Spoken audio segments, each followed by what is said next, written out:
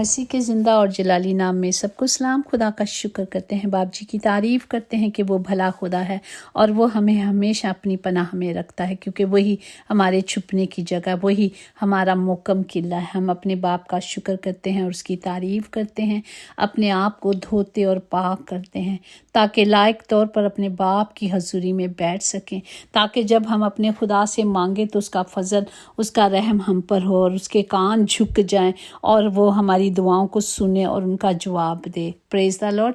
آج کے زندہ کلام کے لیے ہم شکر کرتے ہیں جو امثال اس کا 5واں باب اس کی 22 اور 23 آیات میں یوں محکوم ہے: شریر کو اس کی بدی پکڑے گی اور وہ اپنے ہی گناہ کی رسیوں سے جکڑا جائے گا، اور وہ تربیت نہ پانے کے سبب سے مر جائے گا اور اپنی سخت حماقت کے سبب سے گمراہ ہوگا۔ پاک کلام پر جان پر خدا کی برکت ہو، خدا کا شکر ہو، خدا کی تعریف ہو۔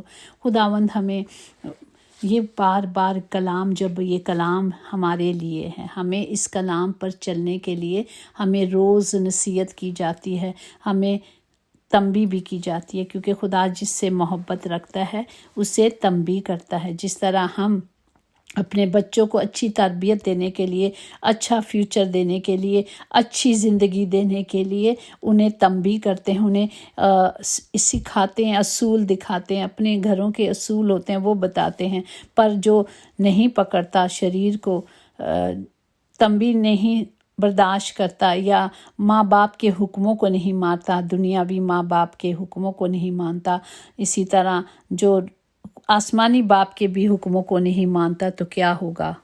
وہ ضرور مرے گا۔ خدا کہتا ہے وہ ضرور مرے گا۔ تو ہمیں خدا کے حکموں کو ماننا ہے، اس کی مرضی پہ چلنے کے لیے ہمیں کیا کرنا ہے؟ خدا کے زندہ کلام کو لینا ہے۔ گناہ سے مراد ان لوگوں کی ہے جو خدا سے منہ موڑ لیتے ہیں اور خدا کے حکموں کو نہیں مانتے، اس کی مرضی پہ نہیں چلتے، اس کے حکموں کو ماننے سے انکار کرتے ہیں۔ اسی طرح امثال کی کتاب میں ان لوگوں کو اکثر احمق کہا گیا ہے، کیونکہ ان کے گناہ موت کا باعث بنتے ہیں۔ جب خدا کے حکموں کو نہیں ماننا، اس کی پاک مرضی پہ نہیں چلنا، تو خدا کیا کہتا ہے کہ وہ موت کا منہ دیکھیں گے، کیونکہ گناہ کی مزدوری کیا ہے؟ موت۔ جب خدا کے حکموں کو نہیں ماننا، اس کی مرضی پہ نہیں چلنا، اس کے مطابق نہیں چلنا، تو برعکس چلنا ہے، تو اس کا تو موت ہی ہے نا۔ کیونکہ جب خدا ہمیں تربیت دے رہا ہے کہ یہ نہیں کرنا، تو ہم کہتے ہیں کہ نہیں ہم کریں گے اور کرتے جا رہے ہیں، ہمیں سمجھ ہی نہیں آ رہی۔ حکمت اس آدمی کا علم اور سمجھ ہے کہ سچ اور درست میں کیا ہے۔ جب حکمت ہوتی ہے تو سچائی سے ہم چلتے ہیں، حکمت ہی ہمیں غلط اور صحیح کی تعلیم دیتی ہے، اور ہمیں حکمت کہاں سے لینی ہے؟ خدا سے لینی ہے۔ حکمت خدا سے آتی ہے، اور جب ہم کلام پڑھیں گے، کلام کے مطابق چلیں گے، خدا سے مانگیں گے تو خدا ہمیں دے گا نا۔ اس نے کہا جو کچھ تو مانگے گا میں تجھے دوں گا۔ جو ان لوگوں کو فہم اور سمجھ عطا کرتی ہے، جو خدا کی تنظیم اور فرما برداری کرتی ہے، جو اس کے حکموں کو مانتی ہے اور اس کی مرضی پہ چلتی ہے، تبھی تو خدا انہیں برکات سے مالا مال کرتا ہے۔ اسی طرح اگر زبور ہم 7 اور اس کی 15 میں اس نے گڑھا کھود کر اسے گہرا کیا اور خود گرا، اور اس کی شرارت الٹی اس کے سر پر آئی۔ جس طرح ہم دیکھتے ہیں کہ جو گڈھا کوئی کبھی کسی کے لیے کھودتا ہے تو وہ خود اس میں گر جاتا ہے۔ اسی طرح جب خدا کے حکموں کو نہیں مانتے، کلام پر نہیں چلتے، تو کیا ہم اپنی زندگی کے لیے گڈھا کھودتے جا رہے ہیں، کرتے جا رہے ہیں، گناہ بار بار کر رہے ہیں اور فخر کر رہے ہیں کہ ٹھیک ہے، ہمیں جو کلام ہمیں سمجھ آ رہی ہے ہم وہ کر رہے ہیں۔ لیکن آپ صرف کلام کو سنیں، کلام پر توجہ کریں، کلام خود پڑھیں، آپ کسی پر توکل نہ کریں، نہ کون کیا کہہ رہا ہے، فلانا کون سا کیا کہہ رہا ہے۔ آپ کلام کو دیکھیں، کلام کی فہم، آپ خود ڈائریکٹ خدا سے بات کریں نا، خود رابطہ کر لیں، اس کے ساتھ رشتہ جوڑ لیں، کیونکہ اس کے ساتھ ہمارا رشتہ ہے، ہم سب اسی کے ساتھ جڑے ہوئے ہیں، اسی کے وسیلے سے آج میں اور آپ اس دنیا میں ہیں۔ تو جب ہم اس کے ساتھ رشتہ رکھ لیں گے، کیونکہ وہ ہمارا اچھا دوست بھی ہے، جب ہم اس کے ساتھ دوستی کر لیں گے، جیسے اچھی صحبت جس کے ساتھ ہوتی ہے، اس کے ساتھ لوگ اسی کے ساتھ چلنا پسند کرتے ہیں۔ اسی طرح جب ہم خدا سے ایک رشتہ رکھیں گے تو ہم اس کے ساتھ چلیں گے، ورنہ اس کا ظلم اس کی کھوپڑی پہ نازر ہوگا۔ اگر جو نہیں اس کی بات مانے گا تو وہ کیا ہوگا اس کا۔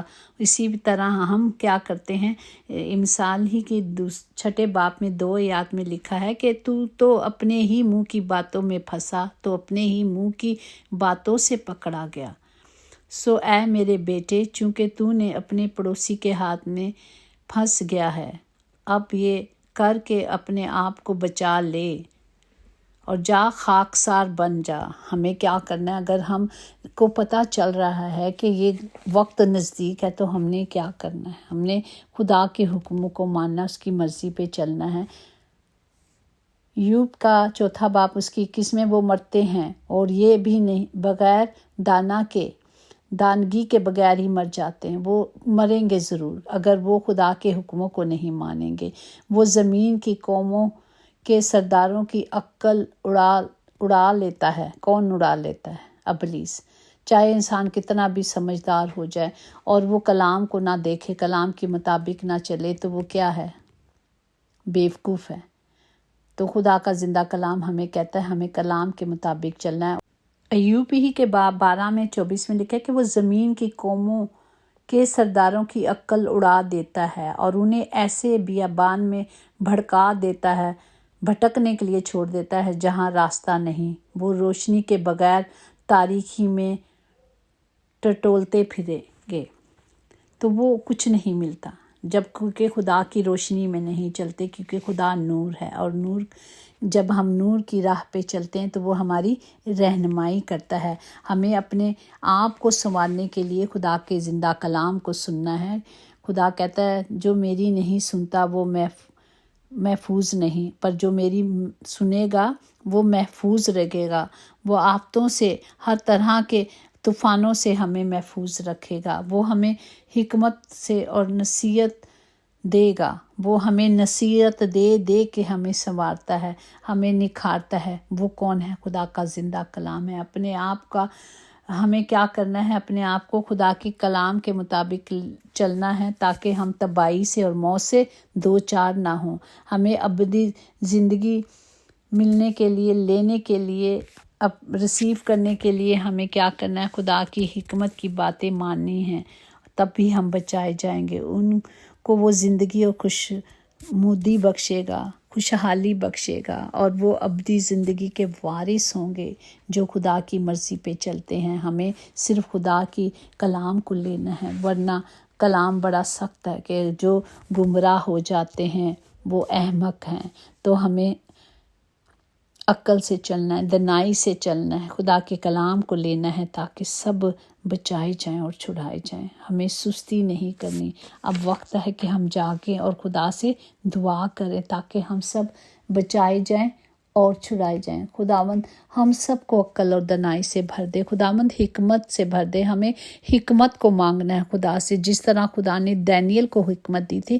آج مجھے اور آپ سب کو ضرورت ہے کہ ہم خدا کی حضوری میں آ کر اس سے پاک حکمت کو مانگ لیں تاکہ اس کا فضل، اس کی رحمت ہم سب کے ساتھ بنی رہے۔ خداوند ہم سب کے لیے ہاتھ اٹھاتے ہیں، ایک دوسرے کے لیے گیپ میں کھڑے ہوتے ہیں کہ اپنی پاک قدرت سے اور قوت سے بھر دے خداوند جی، حکمت سے بھر دے تاکہ خداوند ہماری نظریں صرف آپ پر لگی رہیں اور حکمت صرف اوپر سے آتی ہے۔ خداوند وہی حکمت جو کلام کے پڑھنے سے ملتی ہے، آپ سے مانگنے سے ملتی ہے اور کہیں سے نہیں آئے گی۔ کوئی اندر سے بازار سے خریدنے والی چیز نہیں جو کہ خرید کر اپنے اندر ڈالیں گے، یہ خدا کی طرف سے ہے۔ یہ رحمت اور برکت صرف خدا کی طرف سے، جب ہم اس سے مانگیں گے تو وہ ہمیں دے گا۔ خداوند سے ہمیں کیا مانگنا ہے؟ صرف دنیا میں سب کچھ چھوڑ دیں، لیکن خدا کی مرضی کو اور امید کو مت چھوڑیں، اس پر امید اور آس رکھیں۔ جب ہم اس پر امید رکھتے ہیں تو خداوند ہمیں بھرتا ہے اور وہ ہمیں دیتا ہے۔ خداوند تمام بیماروں کو آپ کی حضوری میں رکھتے ہیں، چاہے وہ آج ہاسپٹل یا گھروں میں بیمار ہیں۔ خداوند اپنے بیٹے بیٹیوں کو شفا دے، کیونکہ شفا آپ کے پاس ہے۔ کوئی گندگی، کوئی بیماری کسی کا پوشن نہیں جو خدا میں چلتے ہیں۔ وہی ان بیماریوں سے، تکلیفوں سے، دکھوں سے نکال کر ہمیں ہمیں باہر لے آیا ہے، وہ ہمیں لے آیا ہے، ہمارا یہ پوشن نہیں۔ ہم نے اس بیماری کو اپنے جسموں سے نکال کر پھینک دینا ہے، وہ صرف خدا سے مانگنے سے ملے گی۔ یہ برکات اور اس کا فضل صرف اس سے مانگنے سے ملے گا۔ ہمیں خدا نے کہا ہے مانگو جو کچھ تم نے مانگنا ہے۔ جب ہم اپنے باپ کی حضوری میں آ کر اس سے مانگتے ہیں نا تو وہ ہمیں سب کچھ دیتا ہے۔ آئیں اپنے باپ کی حضوری میں جھک جائیں اور اس سے مانگیں، صرف اس سے مانگیں اور وہ سب کچھ دینے میں قادر ہے۔ بیماریاں، تکلیفیں، غربت ہمارا پوشن ہے ہی نہیں، کیونکہ خدا نے ہم سب کو اس سے آزاد کر دیا ہے، اس نے سب کچھ ہمیں دیا ہے۔ یہ پوری دنیا، اس دنیا کی تمام چیزیں جو خدا نے خلق کیا وہ میرے اور آپ کے لیے ہے۔ اس نے ہمیں ایک اچھی جگہ پہ بنا کر رکھا ہے، ہمیں بنایا ہے، ہمیں تراشا کیا ہے تاکہ ہم صرف اس کی ستائش کریں اور ہم اس کے نام کو جلال دیں۔ جب ہم اس سے مانگیں گے تو وہ ہمیں کیا کرتا ہے؟ وہ ہمیں پالتا ہے، کیونکہ جو اس کو پالتا ہے ان کی حیات، ان کے سارے جسم کی صحت ہے۔